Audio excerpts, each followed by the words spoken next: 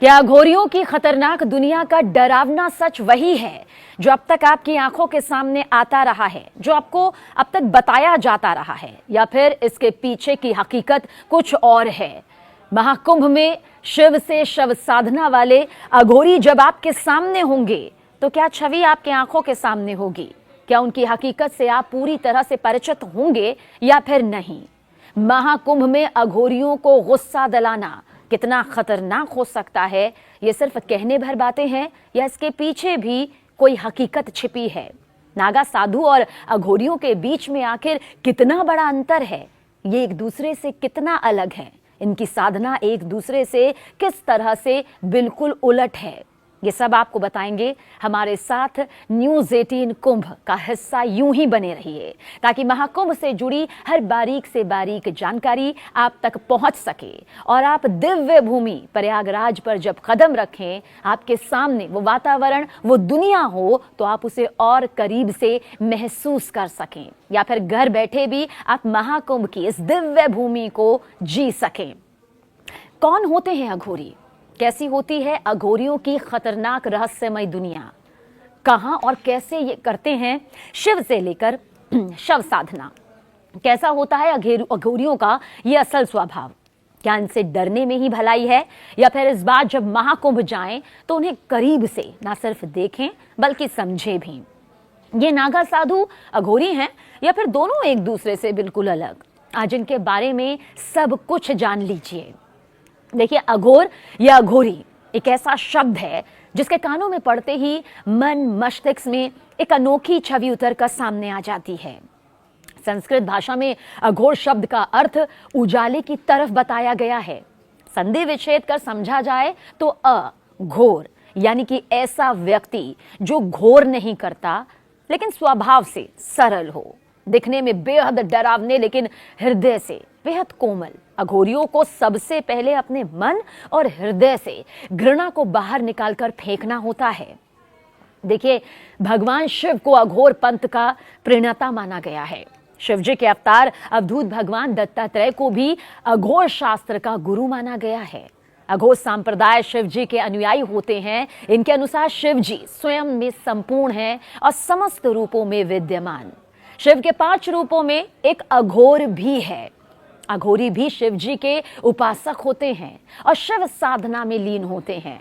ये एक पैर पर खड़े होकर भी शिव जी की घोर तपस्या करते हैं, साधना करते हैं, और शमशान में बैठकर हवन भी इनके जरिए किया जाता है। लेकिन सबसे पहले आपको बताते हैं कि नागा साधु और अघोरी दोनों ही किस तरह से एक दूसरे से कई मायनों में बेहद अलग हैं, ताकि जब आप महाकुंभ की धरती पर पहुंचे तो ये समझ पाए कि नागा साधु और अघोरी आखिर किस तरह से साधु जरूर हैं लेकिन इनमें एक बड़ा अंतर भी है। देखिए, हिंदू धर्म में दोनों साधु हैं लेकिन इनमें कुछ अंतर है। साधु बनने की प्रक्रिया, सबसे पहले इसका जिक्र करते हैं। नागा साधु बनने के लिए अखाड़ों में रहकर कठिन परीक्षाएं देनी पड़ती हैं, कठिन तपस्याएं होती हैं, लेकिन एक ऐसी परीक्षा भी होती है जो नागा साधु को यहाँ पर पास करनी होती है, जिस पर खरा उतरना होता है। वहीं पर अघोरी बनने के लिए शमशान में तपस्या करनी पड़ती है। नागा साधु शमशान में तपस्या नहीं करते हैं, लेकिन जो अघोरी होते हैं उनकी तपस्या शमशान में होती है। गुरु का निर्धारण, नागा साधु बनने के लिए गुरु का निर्धारण करना जरूरी होता है। वहीं अघोरी बनने के लिए कोई गुरु का निर्धारण नहीं किया जाता। रहन सहन समझिए, नागा साधु कपड़ों के बिना रहते हैं, ये नग्न अवस्था में होते हैं या फिर लंगोट पहनते हैं। वहीं अघोरी भगवान शिव की ही तरह जानवरों की खाल से शरीर का निचला हिस्सा ढकते हैं। साधना, नागा साधु भगवान की तपस्या से इंसानों की समस्या सुलझाते हैं, तो वहीं अघोरी तांत्रिक सिद्धि से मनुष्य की समस्याओं का हल निकालते हैं। तो ये कुछ बड़े अंतर हैं जो नागा साधु और अघोरी बाबाओं को एक दूसरे से अलग करते हैं। लेकिन महाकुंभ की धरती का ये दोनों ही विशेष तौर पर हिस्सा होते हैं। अघोरी बाबाओं की दुनिया यही नहीं रुकती है, अभी तो बहुत कुछ है जो जानना आप सभी के लिए बाकी है। अघोरी बाबाओं का नाम सुनते ही लोगों के दिल में, जहन में, दिमाग में खौफ की भावना आती है। आंखों के सामने एक बहुत ही रौद्र रूप नजर आ जाता है। देखिए, अघोरी बाबाओं को लेकर कई तरह की कहानियां, कई तरह के किस्से जो हैं वो प्रचलित हैं। आज भले ही अघोरियों को लेकर कुछ भी भ्रांतियां हों, लेकिन कई जानकार कहते हैं कि कुछ अघोरी बेहद बुद्धिमान होते हैं। यहां तक कि कई राजाओं को अघोरी ही सलाह दिया करते थे। लोग भले ही इन्हें खौफनाक मानते हों, डरावना मानते हो, बहुत सख्त मानते हों, लेकिन वो काफी सरल होते हैं और प्रकृति के साथ रहना पसंद करते हैं। साथ ही हर किसी में ये ईश्वर का अंश भी देखते हैं। साधु संत जो तंत्र साधना में लीन होते हैं, उन्हें अघोरी कहा जाता है। ये अक्सर तंत्र क्रियाओं को अंजाम देने के लिए शमशान के सन्नाटे में दिखाई दे जाते हैं। अघोरी बनने की सबसे पहली शर्त मन से घृणा को, ईर्ष्या को खत्म करना। जिन चीजों से मनुष्य जाति घृणा करती है, उन्हें अघोरी अपनाते हैं। जानकारों के मुताबिक असली अघोरी कभी आम दुनिया में आपको सक्रिय भूमिका में नहीं दिखेंगे। वो सिर्फ अपनी साधना में ही व्यस्त रहते हैं। साधना ही उनका जीवन हो जाती है। तंत्र मंत्र की दुनिया ही उनकी असल दुनिया होती है। अघोरियों की पहचान यही है कि वो किसी से कभी कुछ भी नहीं मांगते हैं। ये हम आपको इसलिए बता रहे हैं ताकि जब आप महाकुंभ की धरती पर जाएं, महाकुंभ का हिस्सा बने, तो आप असल अघोरी को पहचान सकें। अघोर पंथ में सबसे पहले अपने जप और पुण्य की रक्षा करने की शक्ति प्राप्त होती है। इस शक्ति को शिष्य गुरु मंत्रों के जाप से अर्जित करते हैं। रक्षण शक्ति मिलने पर वो स्वयं की और असहाय यानी जिन्हें जरूरत है उनकी सहायता करने में सक्षम भी हो जाते हैं। अघोरी शिव और शिव की पत्नी शक्ति की पूजा अर्चना करते हैं, तपस्या करते हैं, तंत्र मंत्र का जाप करते हैं। जहां लोग शमशान को मौत का प्रतीक मानते हैं, उसके पास से गुजरने भर से रूह कांप जाती है, तो वहां अघोरी खुद रहते हैं।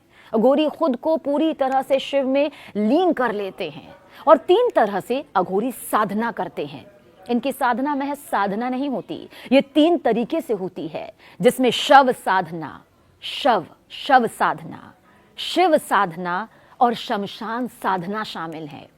शव और शिव साधना में वो किसी शव के साथ साधना करते हैं और शमशान साधना में वो शमशान में जाकर साधना करते हैं। इसमें इनकी पूजा करने के तरीके काफी अलग अलग होते हैं। मान्यताओं के मुताबिक, मान्यताओं के अनुसार अघोरी जब शव के ऊपर पैर रखकर साधना करता है तो वो शिव और शव साधना कही जाती है। इस साधना का मूल शिव की छाती पर माता पार्वती का पैर रखा हुआ माना जाता है। इसके अलावा तीसरी साधना शमशान साधना मानी जाती है। अघोरी बाबाओं को लेकर कई जानकारों का कहना है कि वो ना तो किसी से नफरत करते हैं, ना ही किसी चीज को खारिज करते हैं। सबके कल्याण की कामना करते हैं। जानवर, इंसान सभी उनके लिए समान हैं, इसलिए उनका खान पान भी बाकी साधुओं से बिल्कुल अलग होता है। ज्यादातर लोग मौत से डरते हैं, लेकिन वो शमशान घाट जो कि मौत का प्रतीक माना जाता है, यहीं से अघोरियों की शुरुआत होती है।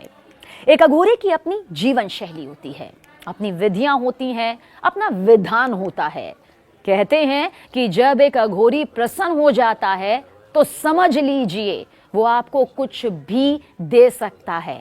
ऐसा हमारे धर्म के बड़े बड़े जानकार मानते हैं, जिन्होंने अघोरियों को बहुत करीब से समझा है, जो अघोरियों में यकीन करते हैं। उनका मानना यही है कि एक अघोरी के चेहरे पर जब मुस्कान आती है तो फिर वो मुस्कान इंसान को खुशियों से भर देती है। लेकिन माना जाता है कि अघोरियों का गुस्सा, उनका रौद्र रूप बहुत खतरनाक होता है। बहुत तेज गुस्सा आता है उन्हें। हालांकि अघोरियों का स्वभाव भले ही रूखा होता है, लेकिन उनके मन में जन कल्याण की भावना होती है।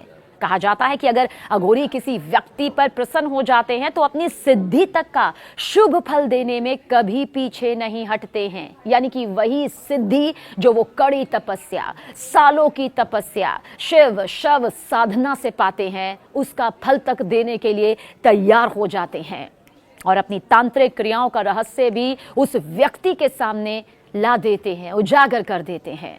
अघोरी शिवजी के अघोरनाथ रूप की पूजा अर्चना करते हैं। अघोरी भैरवनाथ को भी अपना आराध्य मानते हैं। अवधूत भगवान दत्तात्रेय को भी अघोर शास्त्र का गुरु माना जाता है।